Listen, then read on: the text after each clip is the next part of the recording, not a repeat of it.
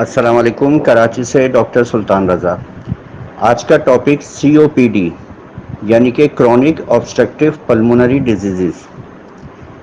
یہ ایک ایسی پرابلم ہے جس کا سامنا تقریباً کم و بیش ہر شخص کو کرنا پڑتا ہے، کسی کو موسم کی تبدیلی کے ساتھ، کسی کو بد پرہیزی اور کسی کو اور دیگر مسائل کی وجہ سے سامنا کرنا پڑتا ہے۔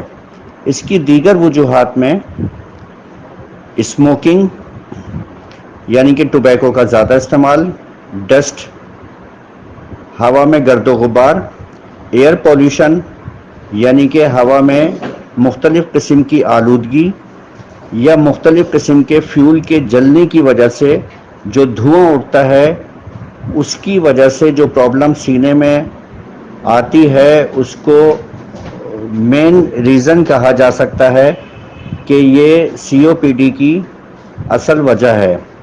اس کے علاوہ بہت زیادہ ٹھنڈی کھٹی چیزوں کا استعمال کرنا اور بے دریغ بد پرہیزی کرنا اس مرض میں اضافہ کر سکتا ہے۔ خصوصاً زمانہ بچپن سے ہی جو بچے ٹھنڈی کھٹی چیزوں کا استعمال کرتے ہیں، کولڈ ڈرنکس یا ٹھنڈے جوسز کا استعمال کرتے ہیں، وہ عام طور پہ سینے کے امراض میں مبتلا رہتے ہیں اور بڑی عمر میں جا کے یا چھوٹی عمر سے ہی سانس کی تکلیف کا شکار ہو جاتے ہیں، جن کو ڈسنیا یا استھما کہا جاتا ہے۔ اس میں شدید قسم کی کھانسی بھی ہوتی ہے۔ وقت کے ساتھ ساتھ اس میں سینے کی بے شمار امراض ہوتے ہیں، مثال کے طور پر استھما، برونکائٹس، چیسٹ انفیکشن اور دیگر بیماریوں کا مریض کو سامنا کرنا پڑتا ہے۔ اس میں سینے میں ہونے والی تکلیف میں عام طور پہ کھانسی یا پرانی کھانسی یا سینے سے ویزنگ ساؤنڈ یا وسلنگ ساؤنڈ آنے کی شکایت شامل ہے۔ چھوٹے چھوٹے سانس لینے پڑتے ہیں کیونکہ آکسیجن پراپر طریقے سے لنگس میں داخل نہیں ہوتی، اس کی ڈیمانڈ آکسیجن کی ہوتی ہے جو ہم بہم پہنچا نہیں سکتے، اس لیے مریض چھوٹے چھوٹے سانس لیتا ہے اور ڈیپ بریتھنگ لیتا ہے۔ چیسٹ میں انفیکشن ہوتا ہے اور اس کی وجہ سے سینے میں درد ہونا شروع ہو جاتا ہے۔ عام طور پہ جسم کی رنگت یا خصوصاً ہونٹوں کی رنگت بلو ہو جاتی ہے، نیلی ہو جاتی ہے۔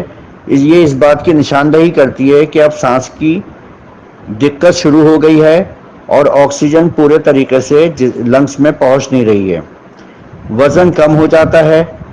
چیسٹ میں انفیکشن کا میں نے تذکرہ کیا۔ اس کے علاوہ مختلف قسم کی بیماریوں کا سامنا کرنا پڑتا ہے، جیسا کہ ٹی بی، ٹیوبرکلوسس یا نمونیا جیسی شکایت شامل ہیں۔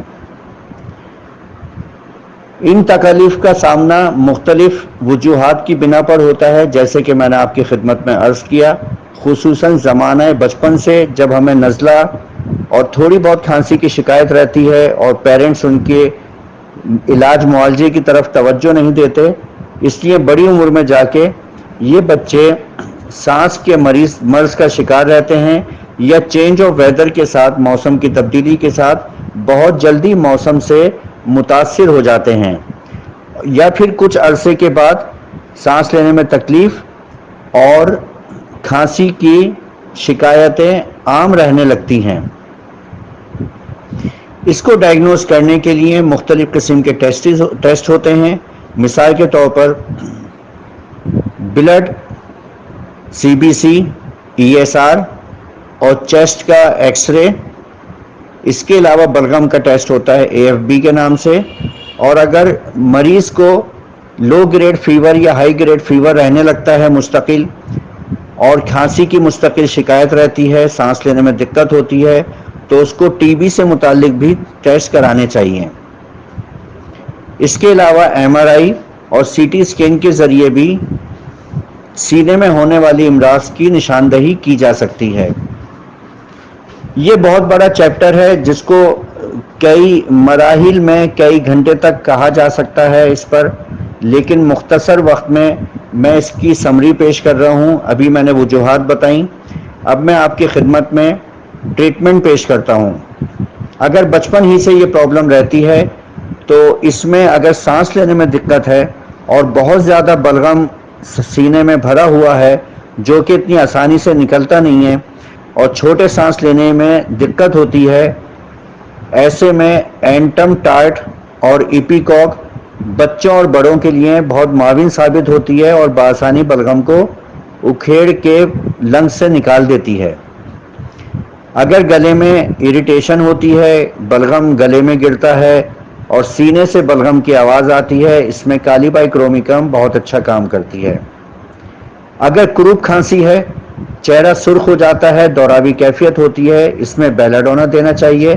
اس کے علاوہ ووپنگ کف ہو، جس کو کھانستے کھانستے الٹی ہو جائے اور چہرہ سرخ ہو جائے، آنکھوں سے آنسو آنے لگے، ایسے میں ڈروسیرا ہومیوپیتھک کی 30 پوٹینسی میں بہت اچھی خوراک ہے، بہت اچھی دوا ہے، اور یہ صبح کے وقت آدھے گھنٹے سے 2 خوراک دے کے اس کے بعد طویل وقفہ کیا جائے اور اس کو دیکھا جائے کیا پوزیشن ہے۔ ہومیوپیتھک میں ایک دوا برونکائٹس جیسی شکایتوں کے لیے فاسفورس اور برائیونیا ہے۔ برائیونیا سانس کی نالی کو کھولتی ہے اور خشک کھانسی کے لیے بہت اچھا دوا ثابت ہوئی ہے۔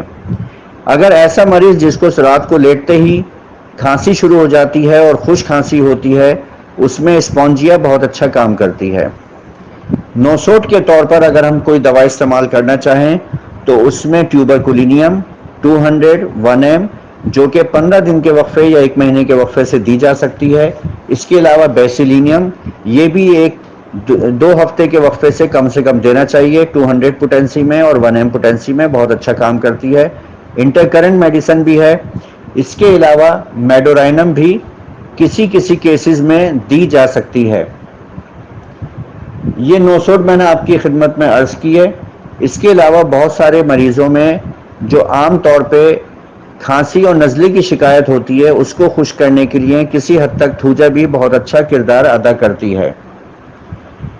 یہ میں نے چند ادویات آپ کی خدمت میں پیش کی جو کہ عام طور پہ سینے کے امراض سے متعلق بہت اچھا کام کرتی ہے۔ ایسا مریض جو کہ سگریٹ نوشی کا شکار ہے اور اس کو عام طور پہ کھانسی اور ایستھما رہتا ہے، اس کو انٹرکرنٹ کے طور پہ ٹوبیکم 200 کی خوراک 1 ہفتے کے وقفے سے دی جا سکتی ہے۔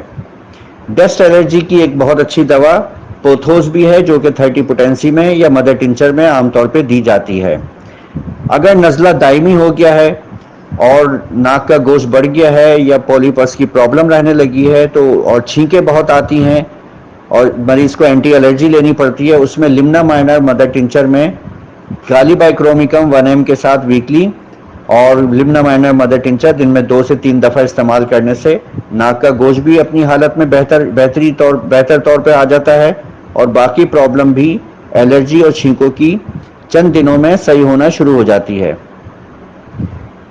نیٹرم سلف ایک ہومیوپیتھک دوا ہے اور یہ عام طور پہ بچوں کے استھما کے لیے یا ڈیمپ ویدر میں یا ایسے لوگ جو مرطوب موسم والی جگہ پر یا سمندر کے کنارے رہائش پذیر ہوتے ہیں، ایسے لوگوں کے لیے بہت اچھی دوا ہے نیٹرم سلف 6x، اور 30 پوٹینسی یا اس سے بھی بڑی پوٹینسی میں سانس میں دقت کے طور پہ بھی دی جاتی ہے یا جن کی ناک بند رہتی ہے اس میں بہت اچھا کام کرتی ہے۔ ناک بند ہونے میں بے شمار دوائیاں موجود ہیں، اس میں پلسٹیلا 30 1 m میں بھی اچھا کام کرتی ہے۔